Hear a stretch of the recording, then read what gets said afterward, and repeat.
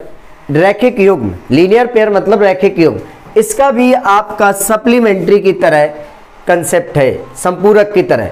क्या है, आप कोई भी कोण अगर आपको पता है तो लीनियर पेयर में भी आप इसे थीटा ले लो या इसे फाई ले लो।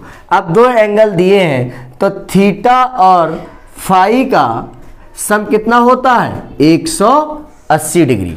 अब 180 डिग्री है, अगर उन्होंने एक एंगल दे दिया, सपोज करो आपको ये 60 डिग्री दे दिया, ये एंगल कितना दे दिया, 60 डिग्री दे दिया।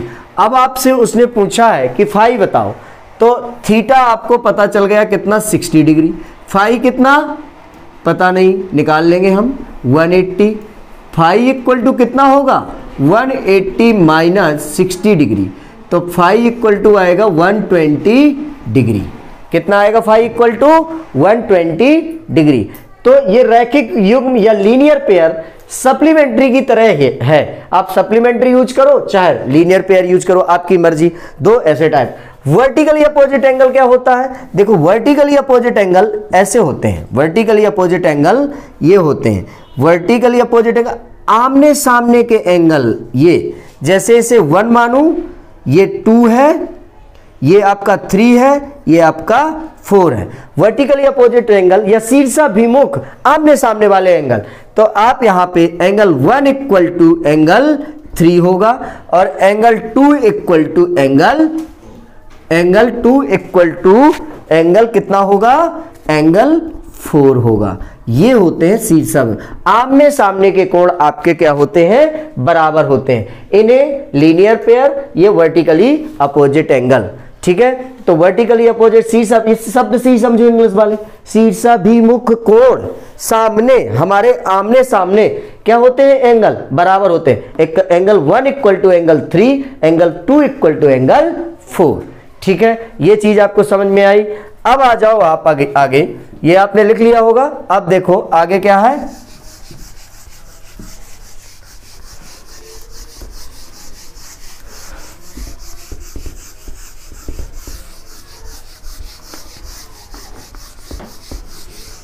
आगे क्या है आपका, आगे है आपका पैरेलल लाइंस।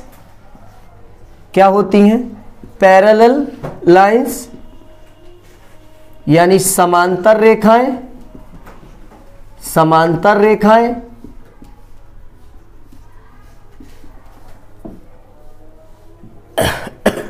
पैरेलल लाइन समांतर रेखाएं,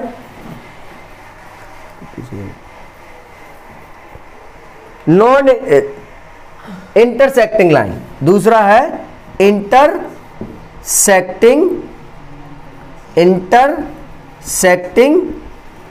line, intersecting line, intersecting line और पैरेलल, इन्हें कहते हैं प्रतिच्छेदी रेखाएं, प्रतिच्छेदी रेखाएं हिंदी में आपकी ये होती हैं। पैरेलल लाइन क्या होती है, आपने ये लाइन कभी भी आपस में एक दूसरे से कहीं नहीं मिलेंगी, ये सीधे चली जाएंगी।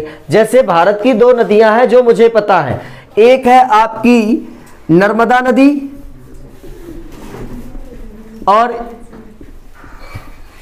एक नर्मदा के बगल से बहती है, बैतूल से कौन सी नदी ने, चलो बेटा मुझे याद नहीं है, वो दूसरी नदी याद नहीं आ रही। वो दोनों नदियां क्या हैं, दोनों नदियां क्या हैं, पैरेलल बहती हैं, कभी भी एक दूसरे को नहीं मिलती हैं। वो दोनों नदियां, मुझे एक नदी का नाम याद नहीं आ रहा है, नर्मदा और तापसी है, सॉरी नहीं आ रहा याद, कोई बात नहीं। दोनों अरेबियन सी में गिरती हैं, पूर्व से पश्चिम से बह करके, तो दोनों पैरेलल बहती है गुजरात तक, मध्य प्रदेश से चल करके कहां तक, गुजरात। कभी भी वो एक दूसरे को क्रॉस नहीं करती। तो पैरेलल लाइन क्या होती है, वो कभी भी एक दूसरे को कभी क्रॉस नहीं करती, तो इन्हें हम पैरेलल लाइन कहते हैं। इंटरसेक्टिंग लाइन किसे कहते हैं, जहां एक दूसरे को लाइनें क्या कर दे, क्रॉस कर दे, उन्हें हम क्या कहते हैं, इंटरसेक्टिंग लाइन। और या प्रतिच्छेदी रेखाएं, इसे हम कहते हैं समांतर रेखाएं, इसे हम कहते हैं कौन सा, प्रतिच्छेदी रेखाएं। ये आपको पता हो। कोण के लिए हम एक डायग्राम बना लेते हैं। तो ये देखो दो लाइनें आपकी पैरेलल हैं, ये दो लाइनें पैरेलल जा रही हैं, आप समझो। और ये एक क्या है, ट्रांसवर्सल लाइन है, यानी इसे हम कहेंगे प्रतिच्छेदी रेखा, ट्रांसवर्सल लाइन, यानी प्रतिच्छेदी रेखा, ठीक है। और ये L1 L2 पैरेलल लाइन है, मतलब मैं यहां पे लिखूं L1 is parallel to L2, ये पैरेलल लाइन है। अब हम इसमें क्या बात करेंगे, एंगल की बात करेंगे। तो हाँ, एंगल के नाम हम इससे कर देते हैं angle 1, angle 2, angle 3, angle 4, angle 5, angle 6, angle 7, angle 8। अब हम सबसे पहले इसमें बात करेंगे आपका जो पहला एंगल है करस्पॉन्डिंग एंगल, करस्पॉन्डिंग एंगल।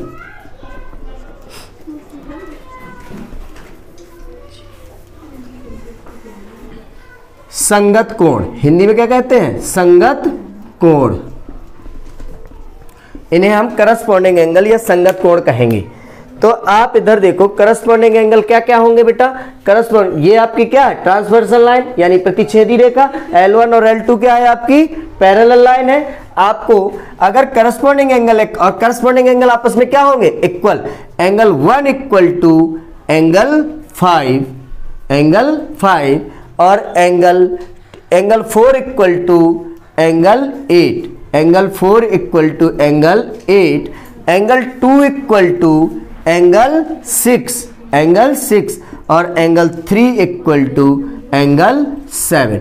ये आपके संगत कोण हैं। अगर आपको पता है तो इस पे केस स्टडी में भर भर के क्वेश्चन आएंगे, इसकी मैं गारंटी लेता हूं आपके लिए, ठीक है। दूसरा क्या है, करस्पॉन्डिंग एंगल समझ में आया। दूसरा है आपका अल्टरनेट इंटीरियर एंगल, दूसरा है आपका अल्टरनेट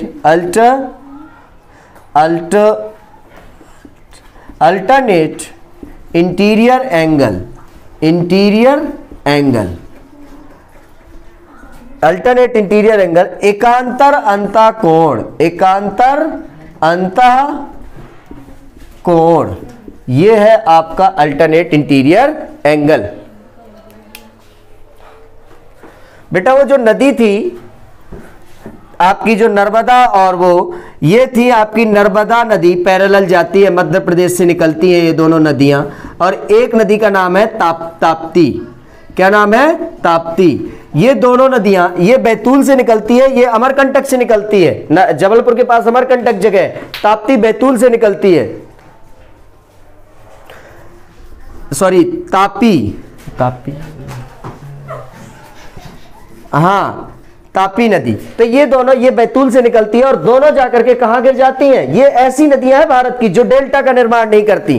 किसका निर्माण करती हैं, एस्चुरी का निर्माण करती हैं। एसएसटी का क्वेश्चन है, बहुत फेमस क्वेश्चन है, ये पूछा जाता है। ऐसी कौन सी नदियां हैं जो डेल्टा का निर्माण नहीं करती, किसका निर्माण करती हैं, किसका निर्माण करती हैं, किसका निर्माण करती हैं, दोनों नदियां एस्चुरी का निर्माण करती हैं। ये डेल्टा नहीं बनाती हैं। और ये दोनों नदियां पूर्व से पश्चिम की ओर बहती हैं। कहां बहती है, पूर्व से पश्चिम की ओर। आपको ये जिंदगी भर ये नदियों के नाम पूछे जाएंगे, देखना। और जो मध्य प्रदेश से बिलोंग करते हैं उनके तो पीएससी में क्वेश्चन आता ही है, ये क्वेश्चन इनमें से।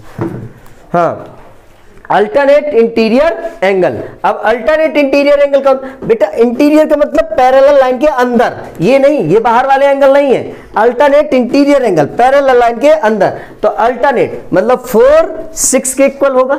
4 किसके इक्वल होगा, 6 के इक्वल। 3 किसके इक्वल, 5 के। तो ये होते हैं अल्टरनेट। तो आप याद रखना, angle 4 equal to angle 6 and angle 3 equal to angle 5। ये आपके अल्टरनेट इंटीरियर एंगल है। क्या है ये, अल्टरनेट इंटीरियर, एकांतर अंतः कोण। Alternate exterior angle, alternate exterior angle, alternate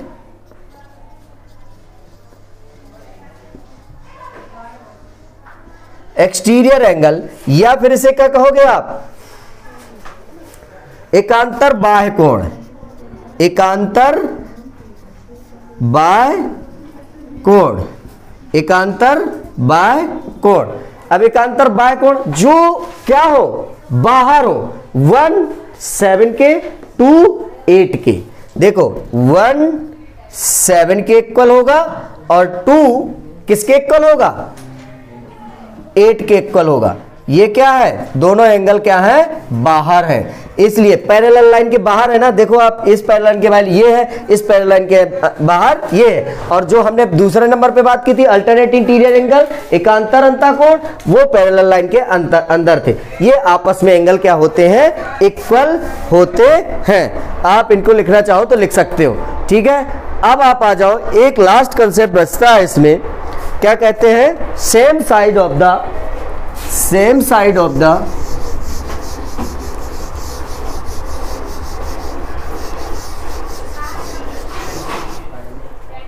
same side of the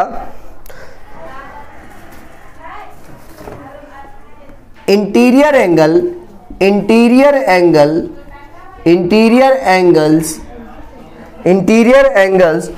on the same side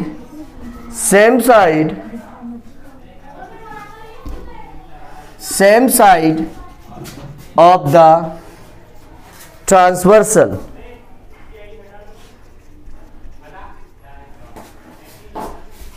same side of the transversal. इसे क्या कहेंगे, आपका तिर्यक रेखा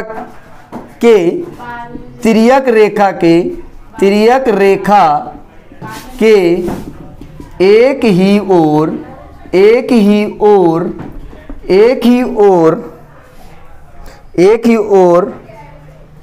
के अंतः मतलब अंदर वाले कोण।